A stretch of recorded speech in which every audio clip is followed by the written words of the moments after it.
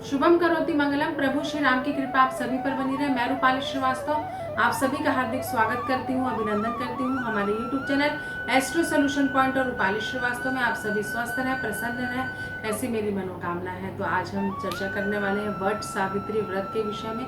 तो सबसे पहले आप सभी को वट सावित्री व्रत की हार्दिक शुभकामनाएं। आपका सुहाग बना रहे और आपके जीवन में अगर कोई उचित वर नहीं आया है तो आपके जीवन में वर आ जाए, कन्या आ जाए। साथ ही साथ अगर आप संतान के सुख से वंचित हैं तो आपको संतान की प्राप्ति हो, ऐसे आप सभी के लिए मेरी मनोकामना है। तो चलिए चर्चा करते हैं वट सावित्री व्रत के विषय में। तो वट सावित्री का व्रत जो है 6 जून को मनाया जाएगा। इस दिन बरगद के पेड़ की पूजा की जाती है, साथ ही साथ सूर्य देव की पूजा की जाती है और बरगद के पेड़ की परिक्रमा कर जो सुहागिन स्त्रियां रहती हैं वो अपने पति की लंबी आयु की कामना करती हैं। साथ ही साथ कच्चे सूत का भी इस्तेमाल होता है इस पूजन में। कुंवारी कन्या भी इस व्रत को करती हैं और जिनके संतान की प्राप्ति नहीं हो रही है वो भी महिलाएं इस व्रत को करती हैं। तो चलिए मैं आपको डिटेल में बताती हूँ कि आखिर हम वट सावित्री का व्रत क्यों मनाते हैं। तो जो वट सावित्री का व्रत है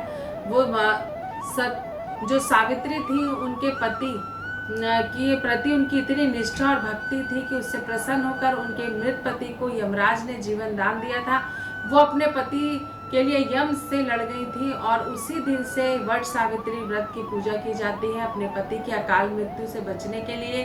साथ ही साथ पति की आयु लंबी हो इस कामना से, संतान की प्राप्ति की कामना से और योग्य वर की कामना से जो है इस व्रत को किया जाता है। सबसे पहले इस व्रत के दिन सूर्य देव को अर्घ्य दिया जाता है। उसके पश्चात एक थाली तैयार की जाती है जिसमें कुछ चने गला कर रखते हैं, उसमें शक्कर मिलाई जाती है, कच्चा सूत रहता है, सुहाग की सामग्री रहती है, कच्चा दूध रहता है, दही रहता है। इन सभी को एक पात्र में एक प्लेट पे रखकर एक थाली बनाकर आप पूजन करने के लिए जाएं। सबसे पहले वट वृक्ष को आप जल चढ़ाएं, साथ ही साथ उन्हें हल्दी कुमकुम अर्पित करें, उन्हें दूध, कच्चा दूध और दही अर्पित करें। उसके बाद कच्चे सूत से बरगद के वृक्ष का 3 फेरा लें, क्योंकि बरगद के वृक्ष में साक्षात ब्रह्मा, विष्णु और महेश का वास होता है।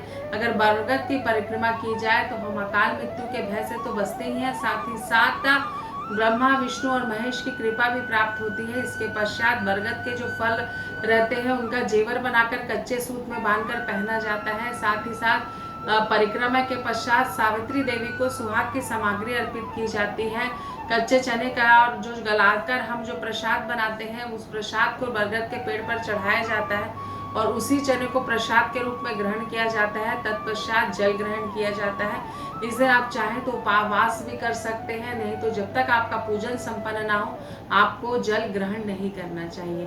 तो इस प्रकार जो वट सावित्री का व्रत है वो अकाल मृत्यु से तो बचाता ही है पतियों को, साथ ही साथ पति की लंबी आयु के लिए भी ये व्रत रखा जाता है। तो आप सभी का सौभाग्य बना रहे, आप सुखी रहें, स्वस्थ रहें, अपने पति के साथ, पति पत्नी के मध्य आपका संबंध अच्छा रहे। इन्हीं शुभकामनाओं के साथ मैं रूपाली श्रीवास्तव आप सभी को एक बार फिर से वट सावित्री की हार्दिक शुभकामनाएं देती हूँ। साथ ही साथ आपको मैं एक बार फिर से याद दिला दूं कि अगर आपको हमारा वीडियो अच्छा लगता है तो इसे लाइक और शेयर करना बिल्कुल भी ना भूलें। साथ ही साथ अगर आप परेशान हैं, विपरीत परिस्थितियों के साथ संघर्ष कर रहे हैं और आपको अपनी किसी प्रॉब्लम का सलूशन मुझसे चाहिए तो आप स्क्रीन पर दिखाए हुए नंबरों पे कॉल कर मुझसे अपॉइंटमेंट ले सकते हैं। एक बार फिर से आप सभी को नमस्कार।